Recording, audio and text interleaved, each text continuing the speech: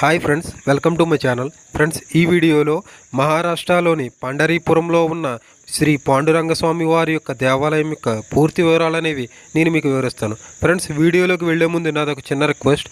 ఇప్పటి వరకు నా ఛానల్ సబ్స్క్రైబ్ చేయనట్లయితే సబ్స్క్రైబ్ చేసుకోండి.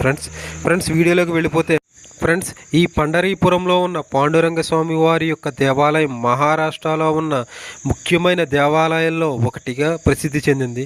ఇక్కడికి ప్రతి సంవత్సరం కొన్ని లక్షల మంది భక్తులైతే ఇక్కడికి విచ్చేస్తారు. ఫ్రెండ్స్, ఇది భీమా నది ఒడ్డునైతే ఉంది.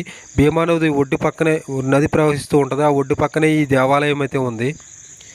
ఫ్రెండ్స్, ప్రతి సంవత్సరం ఆషాఢ మాసం తొలి ఏకాదశి రోజు జరిగే ఉత్సవాలకైతే కొన్ని లక్షల సంఖ్యలో అయితే జనాలు అయితే భక్తులు ఇక్కడికి వస్తారు. ఫ్రెండ్స్, మరియు మన దేశంలో అయ్యప్ప స్వామి దీక్ష మరియు దుర్గమ్మ తల్లి దీక్ష కానీ మరియు శివుని మాలలు కానీ వేసి ఏ విధంగా నియమనిష్టలతో పూజలు అవి చేసి కాలినడకన